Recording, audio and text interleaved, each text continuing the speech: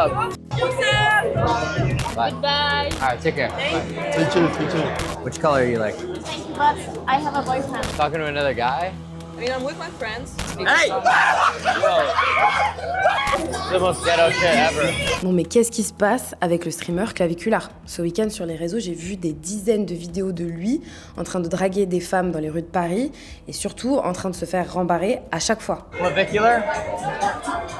Et globalement, une bonne partie de l'internet français jubile de le voir se prendre, ni plus ni moins, des énormes vents. Voir ce connard masculiniste de merde claviculaire se faire humilier à Paris parce qu'aucune meuf ne veut lui, c'est magnifique. Je trouve ça extrêmement satisfaisant et très très drôle. Parce que ça fait des années qu'on vous dit qu'on en a rien à foutre d'un mec qui va à la salle tous les jours. Sauf que derrière ces séquences légères de drague calamiteuse se cache en fait l'un des gourous masculinistes les plus influents du moment, shooté à la testostérone, qui se présente sur les réseaux sociaux comme l'un des hommes les plus attirants de la planète, qui vend à son audience des conseils toujours plus extrêmes pour maximiser son apparence, pour devenir la meilleure version de soi, le tout en dénigrant le commun des mortels, les normies, et surtout en dénigrant toute femme qui ne succomberait pas à son charme. Arrêté pour avoir tiré 25 fois sur un alligator, gratos, comme ça. Banni de kick pour avoir roulé sur une personne en plein live, banni d'une boîte de nuit pour salut nazi sur une chanson très explicite de Kanye West, renvoyé de sa fac pour possession illégale de stéroïdes, apologie de la meth, de la cocaïne et j'en passe, propos racistes, sexistes, humiliants. Claviculaire, c'est tout ça.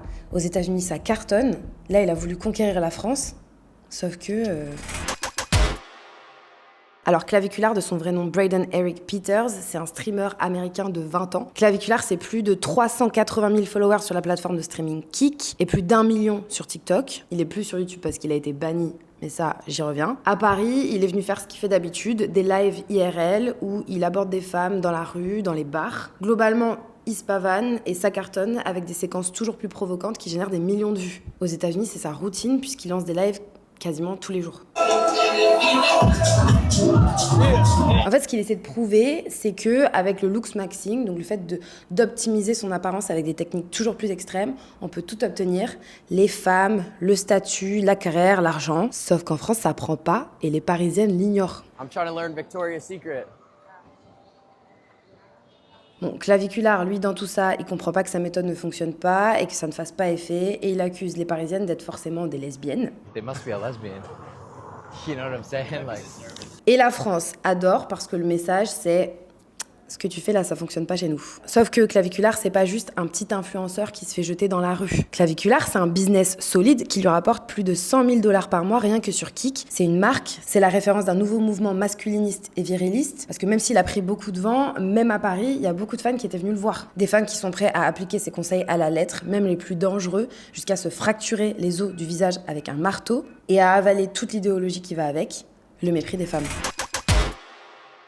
Donc pour faire son portrait, je suis allée lire des articles sur lui dans le New York Times, qui lui a consacré toute une enquête en février 2026, mais aussi des portraits dans The Atlantic, Rolling Stone, Le Guardian. Il a même sa parodie dans le Saturday Night Live. Papa, homme d'affaires, maman, mère au foyer.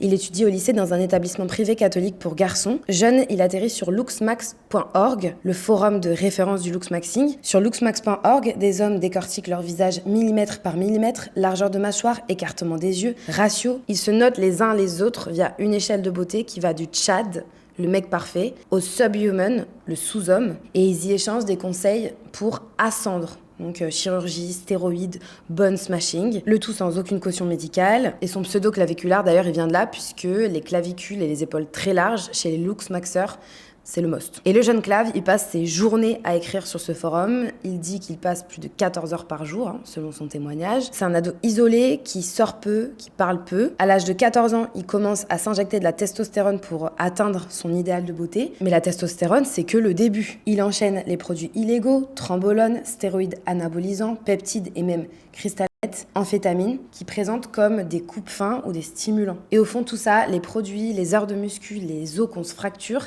ça tourne autour d'une seule obsession, les femmes. Le looksmaxing part de l'idée que si t'es seule et que les filles ne veulent pas de toi, c'est parce qu'elles ne s'intéressent qu'aux mecs génétiquement gagnants. Donc soit tu ascends pour en devenir un, soit tu disparais. Et c'est précisément ce que Clav vend devenir assez beau pour qu'aucune femme ne puisse te dire non. Le tout sans aucun suivi médical, alors que la plupart des produits sont interdits sans prescription et avec des effets secondaires très lourds. Sauf qu'à aucun moment dans ses vidéos, Claviculaire ne met en garde son audience, des jeunes ados principalement. Au contraire, il fait l'apologie de ses pratiques et il les pousse à faire comme lui. We just opted to do meth, which we knew was going to be more pure. So my goal was not only just for the productivity and the psychoactive benefits of methamphetamine, it was also for the appetite suppression, right? Bon, et il filme tout sur YouTube jusqu'à ce qu'il soit banni de la plateforme en 2025, mais surtout sur Kick, qui est une plateforme de streaming beaucoup plus permissive que Twitch, par exemple, et qui laisse passer des contenus qui seraient bloqués ailleurs. Donc les jeux d'argent, des contenus humiliants, des contenus racistes, misogynes, etc. Puis c'est surtout sur TikTok qu'il explose grâce à une armée de clippers pour découper des extraits et inonder les réseaux de ses lives. Et voilà comment Claviculaire passe d'ado solitaire sur les forums à idole des jeunes Luxmaxeurs. Il va même aujourd'hui jusqu'à proposer une formation autour de 50$ par mois où il promet de livrer ses secrets pour ascendre. Bon, et ce discours, il est tout sauf anodin. Des chercheurs de l'université de Portsmouth qui ont étudié le Luxmaxing sur TikTok ont montré que des comptes incel, les célibataires involontaires qui vouent une haine aux femmes qu'ils jugent responsables de leur solitude, ont rebrandé leur compte en Luxmaxeurs. Pourquoi ? Pour passer sous les radars de la modération tout en continuant à diffuser leur idéologie masculiniste. Et côté santé mentale, les spécialistes alertent. Ces comportements sont des signes de dysmorphie corporelle et troubles alimentaires, particulièrement dangereux chez des ados. Donc derrière ce glow-up, il y a un vrai risque sanitaire. Bon, mais Claviculaire, pour rester l'un des streamers les plus influents du monde, il nourrit la machine internet en permanence. Un scandale en chasse un autre. Je vous en cite quelques-uns. En novembre 2025, il injecte des produits en live à sa copine de l'époque, qui était âgée de 17 ans, pour dissoudre la graisse dans sa mâchoire, et les extraits vont choquer. Fin 2025, à Miami, il roule sur un homme avec son Cybertruck en plein live.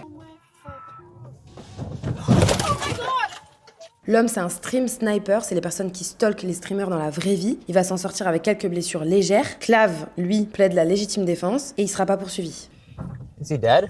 Quelques semaines plus tard, il se filme en train de tirer plusieurs coups de feu sur un alligator dans les Everglades.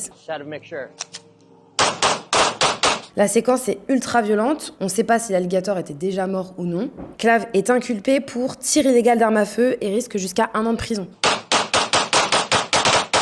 Début 2026, une jeune femme de 19 ans porte plainte contre la copine de Claviculaire qui l'a frappée. Elle accuse le streamer d'avoir tout orchestré et l'enquête conclut que c'est bien lui qui a provoqué la bagarre pour exploiter ces deux femmes et faire un contenu viral. Il est inculpé pour violence. En avril, il a même fait une overdose présumée en live avant d'être hospitalisé.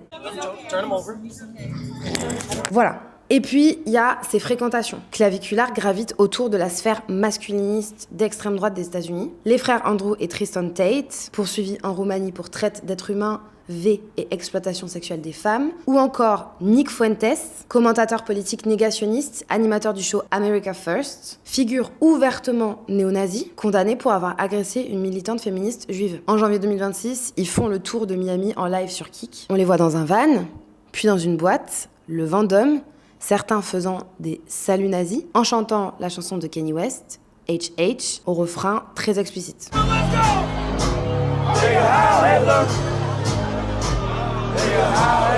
La scène devient virale, le maire de Miami Beach dénonce des individus tordus qui glorifient Hitler, mais Claviculaire, lui, assume. Et quand on lui demande ses idées politiques, il répond que la politique, c'est une perte de temps et que ça l'ennuie. Bon, et la constante de tout ça, ça reste quand même le mépris des femmes. Qu'il note, qu'il humilie publiquement, qu'il filme à leur insu.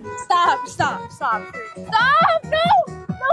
Et voilà pourquoi, quand il débarque en France et qu'il essaie de draguer des Françaises et qu'il échoue, une partie d'Internet savoure. Sauf que ce qui semble être un échec à Paris, c'est pas vraiment un échec pour lui. Il faut comprendre comment ces communautés elles fonctionnent. Les spécialistes qui étudient la manosphère expliquent qu'elle s'appuie sur la solitude, le rejet amoureux, le sentiment de frustration, le sentiment d'échec. Ces célibataires involontaires ont tendance à penser que le fait d'être incel, c'est pas quelque chose qui peut changer. C'est une forme d'identité presque génétique et donc tu naîtrais incel et malgré toute la chirurgie plastique que tu puisses faire, malgré les muscles que tu puisses prendre ou une réussite sociale ou financière, tu ne resteras qu'un incel et les femmes seront toujours dégoûtées quelque part par toi. Et donc en fait, ça transmet un message qui est très nihiliste et très fataliste et qui sert le message des incels, qui est de dire, vous voyez, même si vous dépensez énormément d'argent dans une transformation physique, les femmes resteront toujours vénales, manipulatrices et quelque part ingrates, même quand vous ressemblez à un mec comme Claviculaire qui est censé représenter une forme d'idéal de beauté. Donc Claviculaire qui se fait remballer par des femmes à Paris, ça le rend presque plus palpable, plus vrai, plus accessible pour ses fans. Le rejet, ça ne remet pas en cause son idéologie, mais plutôt ça la confirme pour son public. Ça vient nourrir le ressentiment. Les influenceurs du masculinisme, peu importe, on va dire, de quel courant ils appartiennent, tu vois, que ce soit des coachs en séduction, des incels, des Luke Maxer, etc., ils vont toujours réussir à shifter le narratif pour que ça leur profite. Et notamment le fait de revenir sur ce week-end-là en blâmant les Français comme population, je sais pas, décadente de l'Occident, le fait de blâmer les femmes spécifiquement parce que elles sont toutes vénales et manipulatrices, ça va toujours leur servir et ça va leur servir principalement à de la vente de formation, de merchandising, Patreon, etc. Ça peut leur servir aussi à une vente d'idées, c'est-à-dire donc à des voies de radicalisation. Ça peut leur servir aussi à agrandir une communauté parce que dans toutes les personnes qui ont vu circuler peut-être ces vidéos de Claviculaire en France et qui ne connaissaient pas le personnage, peut-être qu'il y a des mecs qui vont se sentir proches de lui, en fait, aussi des Français. Lui, il se place dans quelque chose de bienveillant, je mets énormément de guillemets, il vient visiter cette ville et il veut juste séduire des femmes. Et en retour, les gens sont méchants avec lui, ils lui jettent de l'eau, ils lui font des doigts d'honneur, etc. Et donc, pour lui, ça légitime aussi quelque part son statut d'outsider et de victime sur cette espèce de marché cruel qui est celui de l'amour et de la séduction.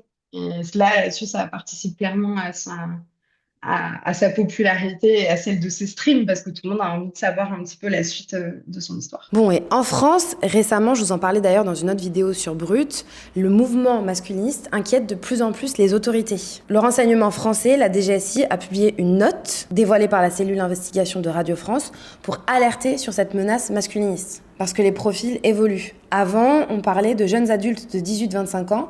Aujourd'hui, la DGSI repère des adolescents de 14-15 ans. Ce sont des ados psychologiquement fragiles, isolés, avec des pulsions autodestructrices, mortifères, des problèmes mentaux qui n'ont pas été diagnostiqués, ou parfois des victimes de harcèlement scolaire. Et ces mineurs se radicalisent beaucoup plus vite qu'avant sur les réseaux.